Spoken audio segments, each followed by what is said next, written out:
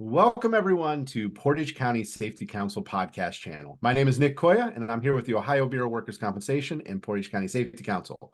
We are continuing our series on Ohio Safety Congress and Expo 2024, highlighting what we anticipate to be the best speakers of the sessions. Today, joining me is Tommie Jo Brode. Welcome, Tommie Jo, to the podcast channel. Thank you very much. Happy to be here. No, I'm really excited about this. We know each other for many years, working in different fashions together. You've spoken at Portage County Safety Council itself, always delivering some really good messages. But before we get into your topic, let's tell the listeners a little bit about yourself, your background, your education, and kind of what you do for a living now. Sure, absolutely. So I am president of Venice Solutions Group, which is consulting basically on employment-related risks, including workers' comp. I am an Ohio attorney by trade, and much of my career has been in the workers' compensation and occupational health space.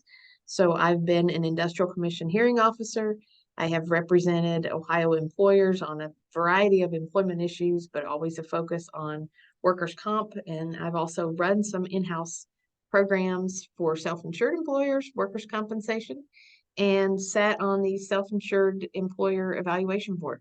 I'm appointed by the governor and did that for a couple of years. So you have just a little bit of experience in the workers' compensation. A little bit, enough to be dangerous, right? Yeah, right. So at Ohio Safety Congress and Expo, you're talking on a subject of effective written communication in the workplace, which really ties well into workers' compensation and just overall culture of your company too. Tell me a little bit about the presentation. What's the focus of this effective written communication? Sure. Well, work happens in many ways, right? And the workplace does not look much today like it did even 10 years ago. And so we use email a lot and we use text a lot. And I think when people think about, effective written communication, they think, okay, when I write a letter that's a hard copy that I will sign and mail somewhere, that will be good. I will do that.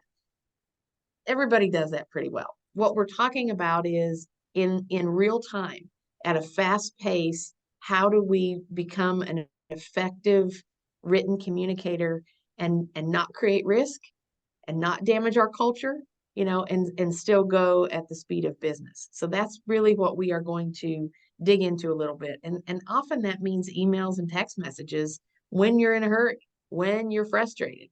How do you keep that effective and helpful and professional? That's what we're going to work on. Text messages, especially in our world that we live in today, the society that we're in, it's just normal communication. I text with my wife 20, 30 times a day. I text with my friends all the time, right? Now I'm starting to text with the kids some.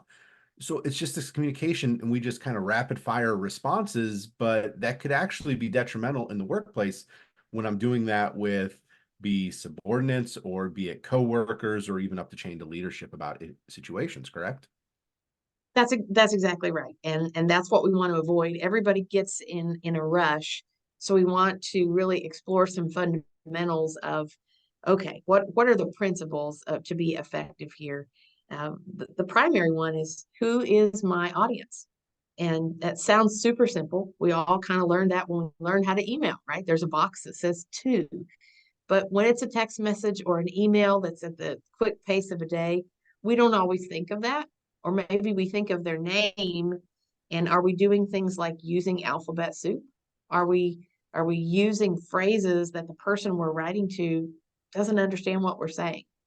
So those are the things that we want to, consider the pause. Like 3 seconds is a long time if you really are thinking about, what is the purpose of this? Simple things like that don't always happen in the speed of the day, and then they end up in expensive problems for managers and owners and employers. So we'll dig into that a little bit.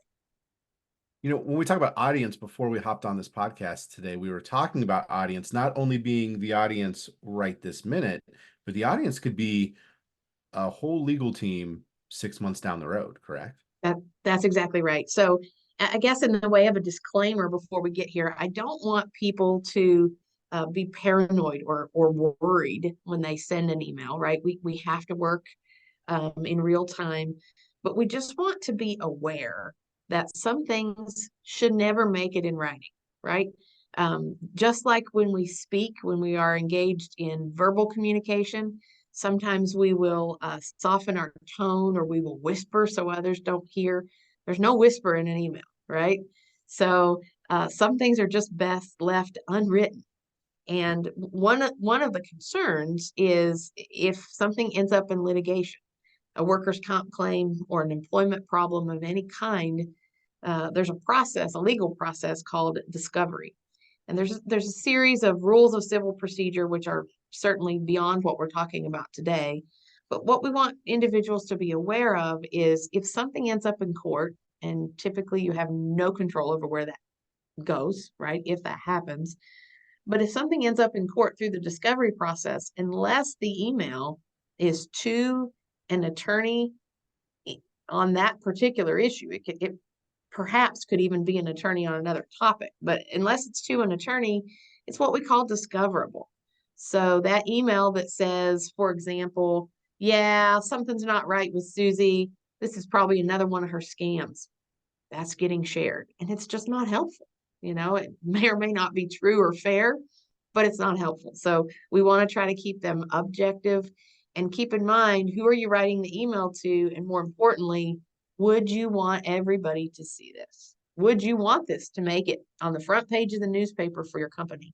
And again, we don't want people to be paranoid.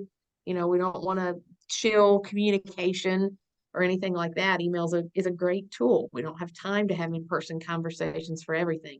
But people do need to understand that and keep in mind that there could be an audience way down the road. And there are rules that require that once an issue becomes litigation, you have to keep all of those writings. You can't just, when somebody sues the company, I'll just delete that now. No, that's not a thing. Yeah. So those are coming out, and we want people to understand that and just be aware. And really that's worst case scenario, but I think there's a bigger implication to written communication in day-to-day operations. It's the misperceived tone behind the text message and email that can be detrimental to culture, right? I know I've done it in the past. I've sent something to somebody really quickly, meant absolutely nothing by it other than, hey, can you get this task done for me? And they read into that communication as they're mad, they don't like me, I'm doing a poor job. And that wasn't the communication piece at all that I was trying to deliver. Yeah, that's exactly right. And I think we have to keep in mind that, email is a tool in our toolbox, right? Just like a telephone call. If it's somebody that you can walk and talk to in person, great. Maybe they're in a different city. So, hey, hop on a Zoom. There is nothing that replaces, in my opinion, being able to look somebody in the eye, to observe their nonverbal behaviors, to hear the inflection in their voice, to see, are they, that doesn't sound right, without saying anything. We want to watch for those cues. So it's important when we build good relationships at work, which ultimately does contribute to our culture. How are we doing that? If everything is in an email, you may think they love you and your ideas and your direction, and in fact, maybe not so much. So it's important to check in with people and hear feedback other than just by email and what we're reading into that. Communication is so much more than just the words said or the words written. It is those body languages that we read off of each other. Even having a conversation, I can say something and see people's reaction to it to go, you know what? I think they took that the wrong way. I need to readdress. Where when I send a text message, I see nothing other than it was sent. Exactly. That's So how correct. do we start to combat some of that? How do we reapproach email? How do we reapproach text messages to really be effective in that communication tool? Yeah, well, there's a couple ways to do that.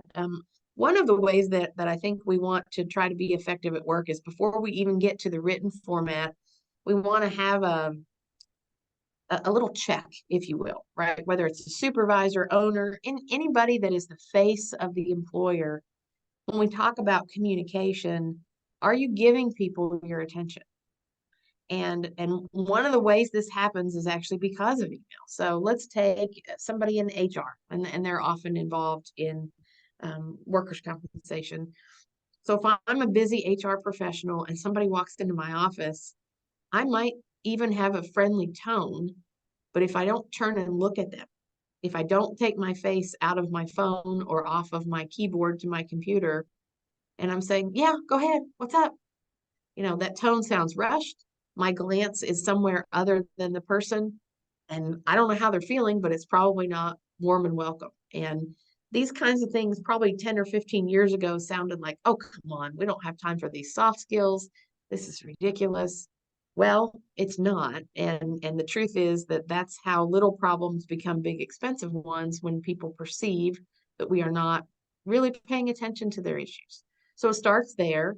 And then the next step is when we are putting something in writing, let's make sure it's appropriate for writing, right? If there's a lot of opinions there and it's not your formal job to give opinions, they probably don't belong in an email. That's a really good rule of thumb. Objective things, objective observations, factual information, for the most part, that belongs in an email. Something that's informational. You're just sharing information. Sharing opinions, typically much better left to some other communication method. The culture of an organization helps them be safer. It helps them be more productive, but it also sets the tone to prevent costs in the future from litigations, right? Like if we have a good relationship within the company, we're most likely to have a lower potential of having things go sideways like this and continue to move that way. And part of that is good listening skills and interacting. Have you seen that in the past with the organizations you've worked with? Oh, I have. Absolutely. Absolutely. In fact, I would say large percentages of the time where something goes from being a glitch or a concern or even an injury to a whoa, this is really big and expensive and costly in litigation. It is typically not the original problem. It's someone's perception that nobody cared about them. So if they got hurt in general, if people get hurt at work and it's truly an accident, and the overwhelming majority of the time it is, people aren't vindictive about that. But where things go sideways is, hey, I got hurt at work and you didn't care about me. You didn't Right. pay attention to me. I didn't know what was going on with, my claim, my pay, whatever. And nobody paid attention. So they are looking for someone who will come alongside and help them. And if that's not the company and the employer, they'll find somebody else who certainly won't have the same perspective or interest. So just good old fashioned doing the right thing and being good to people is more of a lost art than I wish it was.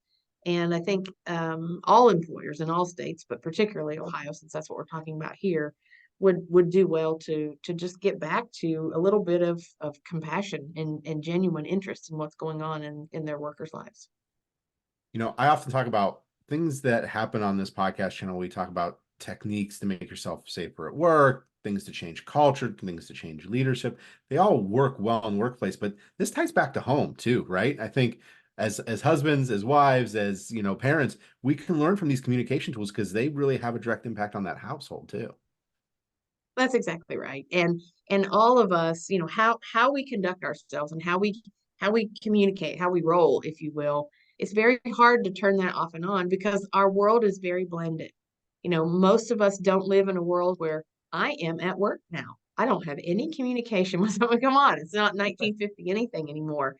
So if you get in the habit of, you have a thought in your head and it must come out through your fingers in the form of a text message, you're probably going to do that at work. And it's just not a helpful practice.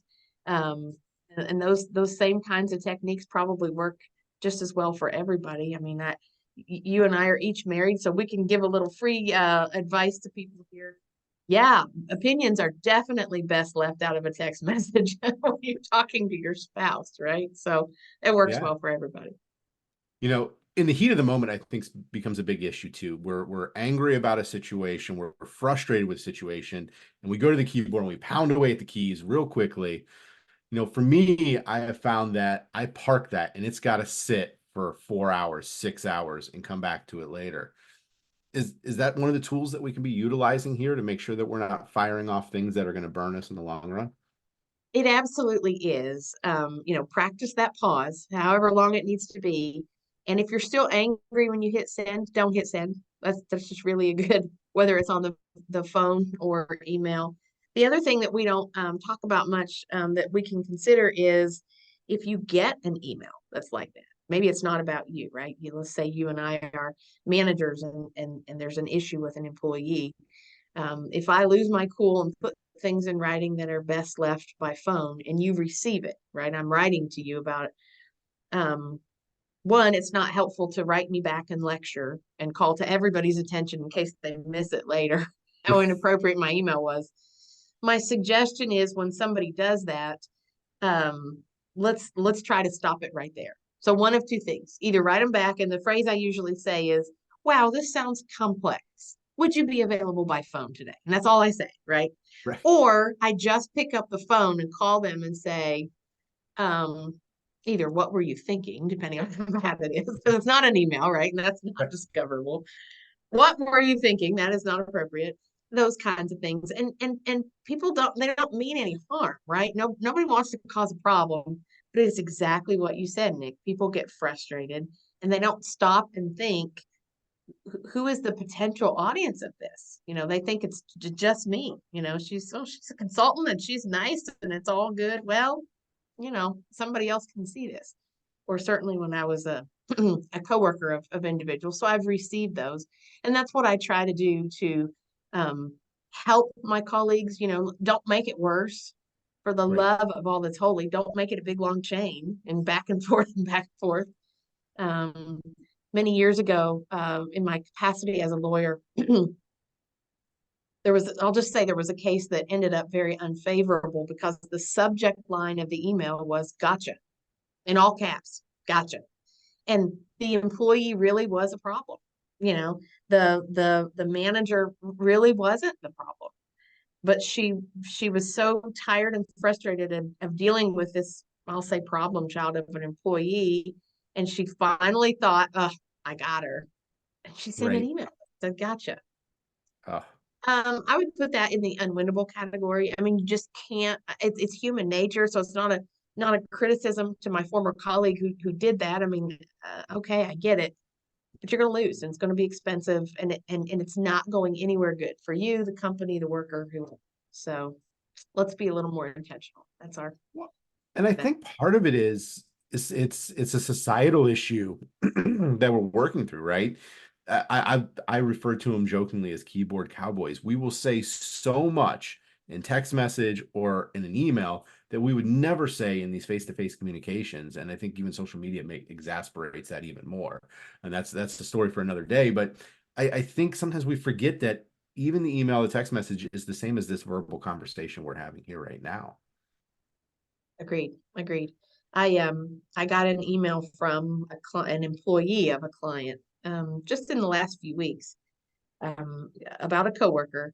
And this coworker's new and in a management position. And to make a long story short, I wasn't immediately available, and she had an immediate need, and so she sent me a long text.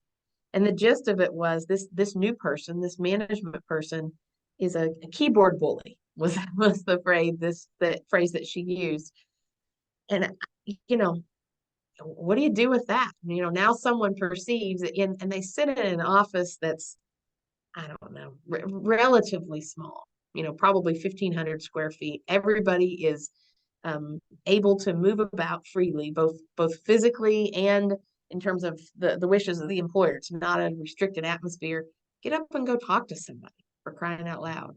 And this is someone who's, a couple 100 feet away and just sends emails all day long.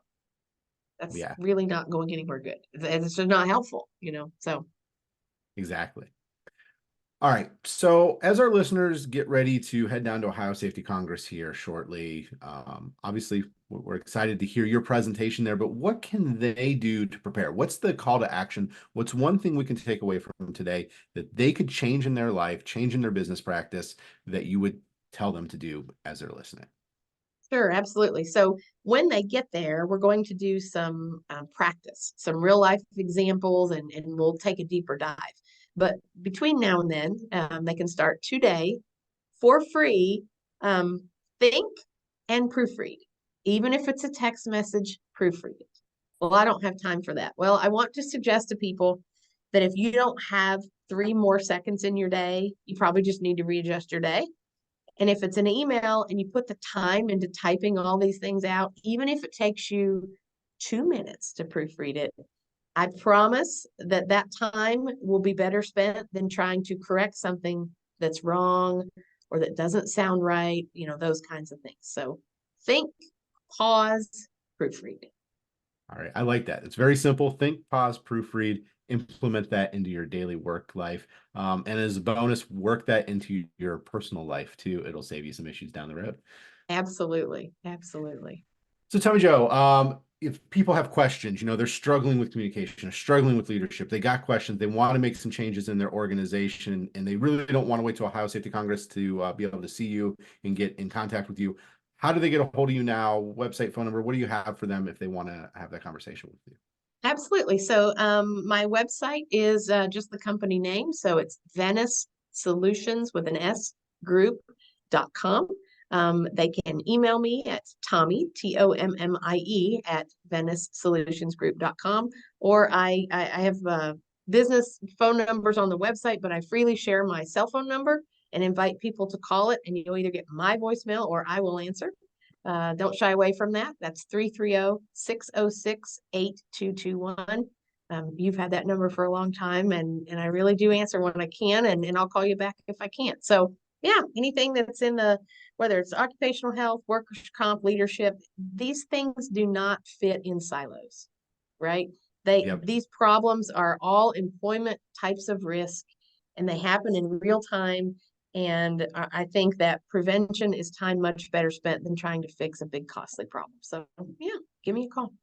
Thanks for having me today. This was fun. Appreciate Thank it. you so much for being on the podcast channel. I'm excited for your presentation. I will be down at Ohio Safety Congress and Expo, and we'll definitely be checking out your session, being there to support you, but also to hear about all the great stuff, because I always get a new nugget of information when I attend. I try. Look forward to seeing you there and hope to meet new people there as well. Thank you. Thank you so much. And to our listeners, don't forget Ohio Safety Congress and Expo is coming up. Check out the show notes for additional information, and everyone be safe.